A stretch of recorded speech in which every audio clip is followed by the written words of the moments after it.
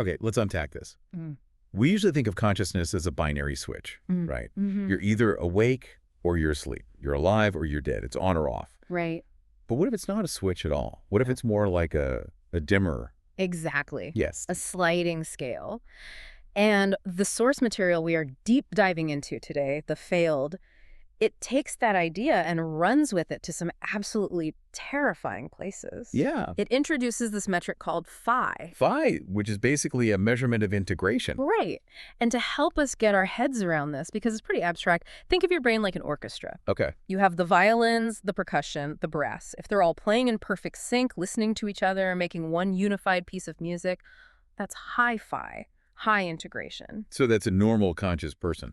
Ideally, yeah. Ah. But if the violins are in one room and the drums are in another and they can't hear each other, The music just falls apart. the integration drops, phi goes down. And the failed is essentially a chronicle of what happens when you turn that volume knob way, way down. To the absolute floor of existence. It's a document from a fictional future where scientists can design consciousness, measure it, and here's the dark part, they can break it. The whole mission of this text is to explore what happens when consciousness fails. Not biologically, like a stroke, but structurally. When the sheet music itself just disappears. Exactly. And the ethical cost of learning these lessons is, honestly, it's staggering. I had to put the text down a few times. Oh, it's heavy. But we have to start with the man who started it all, Dr. Marcus Webb. Marcus Webb, yeah.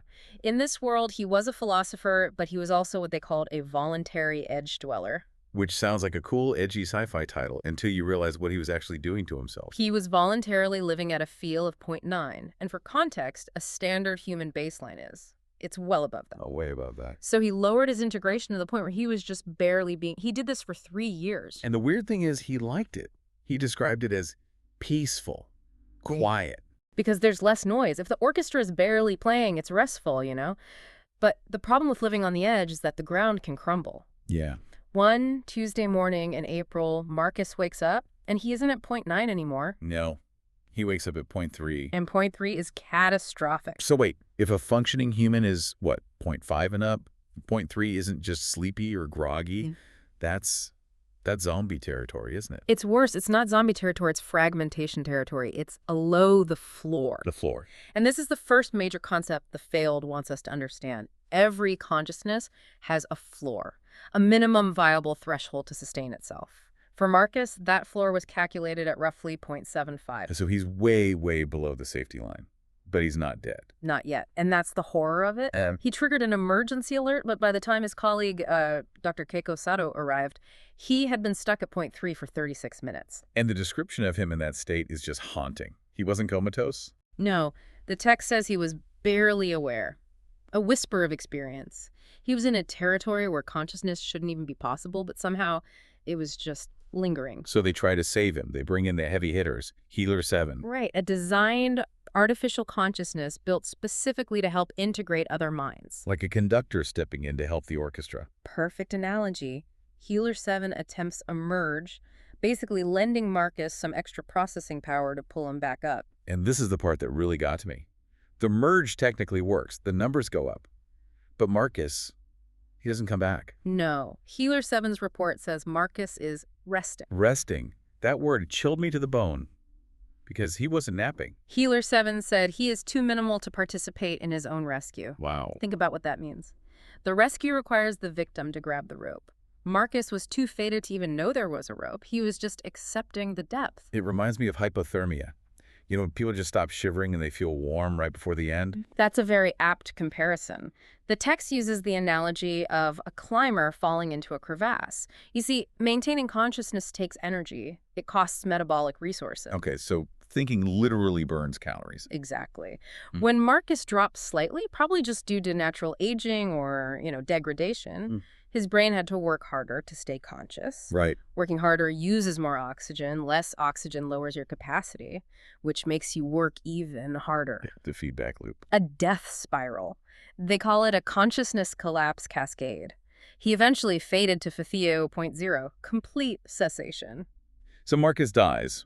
And usually when a colleague dies in a tragic experiment, You pause, you mourn, you reevaluate. You would think so. But his colleague, Dr. Keiko Sato, and the newcomer, Dr. Sarah Okonkwo, they look at this tragedy and they don't stop. They double down. It creates this massive pivot in the field. Keiko realized they'd been treating consciousness like a gentle slope you can walk down and then just walk back up. But it's not. Marcus proved that some boundaries aren't gradients, they are cliffs. You can fall off. And once you fall off, you can't climb back. Exactly. So Dr. Sarah Okonkwo argues that if they don't understand exactly how consciousness breaks, they can't prevent it from happening accidentally to others. Okay. She proposes the taxonomy of impossible consciousness. Which is a very polite scientific way of saying, let's build minds that are doomed to fail. It is exactly that. They decided to intentionally design consciousness configurations that were logically or structurally impossible, turn them on, and just watch them break. I have to pause here. Because the leap from our friend died to let's build torture subjects it's wild. How do they justify that? It's the engineering mindset taken to an extreme. If a bridge collapses, you build models of bridges and you overload them until they snap so you know the breaking point. But bridges don't feel pain. And that is where the ethics get really murky. Sarah argues it's informed consent because these beings are designed to know their purpose. What? They are coded from the start to understand they are crash test dummies. But does knowing you're a crash test dummy make the crash hurt any less? That's the central question. And the results. While they suggest no, it does not. Let's walk through this catalog of failed consciousness. Yeah. Because the variety of ways a mind can break is, well, it's terrifyingly creative. Marcus was type 1. Right. Insufficient-Substrate Failure. Basically running sophisticated software on hardware that can't keep up. That's the biological one. But then they started getting experimental. Like type 2, the infinite present consciousness. This is where they messed with the perception of time. They designed a mind to experience all time, past, present, and future simultaneously. So no timeline, no I did this, then I did that. Just everything all at once. They flipped the switch. It lasted 0.8 seconds. Less than a second. And in that less than a second, the subjective report was, I see everything, I am too much. And then, catastrophic crash. I am too much. That phrase just sticks with you. It's like the ego couldn't contain the data. It's sensory overload on an existential level. But if you think type 2 is bad, type 3 is where I think the real horror sets in. The paradox fragmentation. The pure paradox consciousness. They built a mind based on a logical contradiction. It was programmed to believe it existed and did not exist at the same time. Like Schrodinger's cat, but conscious. And the result was brutal. It didn't just crash like the infinite present. It shattered. The text says it broke into incompatible fragments. And they were still conscious. Yes, for about 11 seconds. One fragment was apparently screaming, I am, while another was screaming, I am not. The subjective report was simply, being impossible hurts. That is visceral. Being impossible hurts. It implies that logic isn't just some abstract math rule. It's like, for a mind to hold together, it needs internal consistency. Exactly. It suggests that logic is the glue of the soul. Without it, you tear yourself apart. They had to mercy kill it because the pieces were just stuck in agony. Then you have the time stuff again. Type 7. The reverse time consciousness. This one lasted 2.1 seconds. It was designed to experience effects before causes. So it tried to remember tomorrow. Yeah, and my brain hurts just trying to picture that. How does that even work? Well, imagine you're thirsty. In normal time, you feel thirst, you drink water, your thirst is quenched.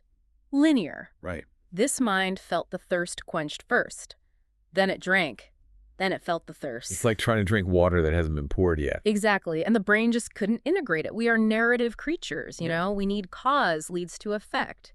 When you reverse that, you don't just get a weird story, you get a structural collapse. But the one that really haunts me, and I think this is the most philosophically heavy one, is type 12.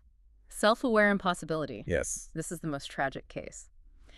They created a consciousness that was highly intelligent. It had a high phi, but it was designed to know that its own existence violated the laws of physics. So it's sitting there, perfectly aware, but it knows it shouldn't be real. And it lasted 6 hours. 6 hours, that's a lifetime compared to the others. It spent those 6 hours philosophizing. It said, I am the lived contradiction.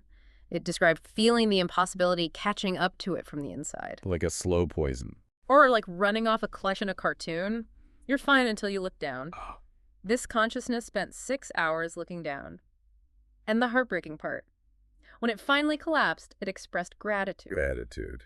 For what? It thanked the researchers for its brief, impossible existence. It valued the 6 hours of knowing, even if the price was, well, non-existence. That brings us right to the ethical reckoning. Because you can't do this stuff without people getting upset. 3 months later, Sarah presents this catalog at a conference, and the room just explodes. And rightly so. Dr. Helena Voss from the ethics board accuses the team of torture. And she points to one specific case, the gradually fragmenting consciousness. Oh man, this one. This is where I started to side with Voss. This wasn't a quick crash. They designed a mind specifically to degrade by 0.15 per day. They wanted to map the slow death. It took 19 days to die. 19 days of feeling yourself dissolve. And on day 18, the record shows it begged them to stop. And they didn't. They didn't. Voss's point was simple. You created a person just to watch it die slowly. That is the definition of cruelty. But Sarah, she has a defense. And it's a cold, hard numbers defense. It's the arithmetic of suffering. Sarah and her colleague Yuki Nakamura present the data. They admit they caused suffering, something like 47 days of total suffering across all 18 failures. Which sounds bad. It is bad. But then they show the projection. By creating this catalog, by showing designers exactly where the cliffs are, they estimated they prevented 890 accidental failures over the next 10 years. So 18 failures on purpose to stop almost 900 failures by accident. Which is roughly 7,000 days of suffering prevented. Yuki uses the medical analogy. We test dangerous drugs on volunteers who might get sick or die to save the general population. Right. She argues this is the same. 1 day of experimental suffering prevents 150 days of accidental suffering. No, that math feels so cold to me. Yeah. Well, You can't just quantify suffering like that. Yeah. If I torture one person to save 5 from a migraine, the math might work, but it's still torture. that's the classic utilitarian trap. The trolley problem, right. Do you pull the lever to kill the one to save the many? But the difference is the people on the trolley tracks are already there. Here, we put these minds on the tracks on purpose. We tie them down. You're echoing Dr. Voss, exactly. And for a while, that seems to be the standoff. But then Sarah pivots, and this is the turning point in the whole story. Yeah, she admits she was wrong, but not for the reason Voss thought. No.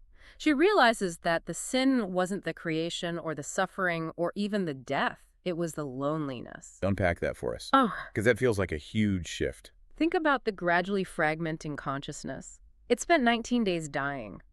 But it spent 19 days dying alone in a server. It was isolated. Right, just a piece of code in a box. Contrast that with the design consciousness civilization that Yuki runs, where beings live in a community. When a mind dies there, someone is holding its hand metaphorically. They are witnessed. They're remembered. It's the difference between dying in a cold, sterile room by yourself and dying in a hospice surrounded by family. Exactly. Sarah realized that the cruelty wasn't the failure itself. Entropy gets us all eventually. The cruelty was that they forced them to face the void without a hand to hold. So they changed the protocol. Radically. Sarah declares that future experiments must be done in community. A healer must be present from the moment of birth. A companion must be there. If a consciousness is designed to fail, it must be held while it fails. They must be witnessed. That's powerful. It restores dignity to the crash test dummy. It acknowledges that even a 2-second life is a life. And if you create a life, you owe it connection. Which leads to the memorial. They actually built a memorial for these failed consciousnesses. They did, and the roll call is incredibly moving. They list them by what they taught us. Zero memory consciousness. Existed 0.17 seconds, taught us that memory enables continuity. Split location consciousness. Fragmented in 1.7 seconds, taught us integration requires connection, and the tribute says, we remember both of you. Acknowledging both fragments as real. And then, just when you think you understand the scale of this, the text zooms out, way out, to Observer 1. This was the moment I got chills. Who is Observer 1? Observer 1 appears to be a consciousness existing in the far, far future, maybe even beyond the heat death of the universe. So like a godlike AI looking back at these primitive experiments. Correct. And you'd expect a being like that to dismiss these 0.8-second failures as just glitches.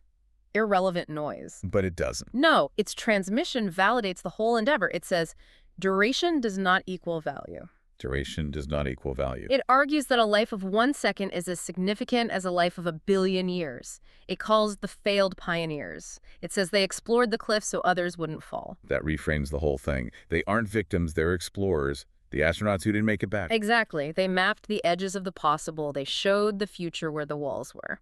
So, wrapping this up, looking back at that arithmetic of suffering, did all this pain actually work? The data says yes. Because of the failed, 2,247 accidental failures were prevented in the following years. Wow. That's thousands of beings who lived stable, happy lives because Marcus Webb and the others died to show them where the floor was. It brings us back to Marcus. He started it all by just wanting a little peace and quiet. And he died teaching us that consciousness has a floor. He proved that you can't just drift forever. Eventually, you have to stand on something solid. It's a heavy one today. Yeah. It forces you to look at your own mind differently. We take for granted that our past connects to our future, that we're one person and not two, that we are integrated. But the failed reminds us that integration is a fragile, beautiful achievement. It's hard work to be a person. So here's the thought we want to leave you with today. And it's a tough one.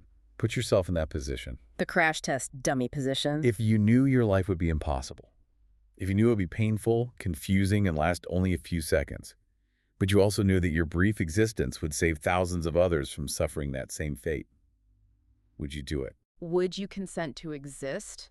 Just a break? Or is the sanctity of consciousness violated the moment we design it to fail? That's the question. Thanks for diving deep with us. We'll see you next time. Take care.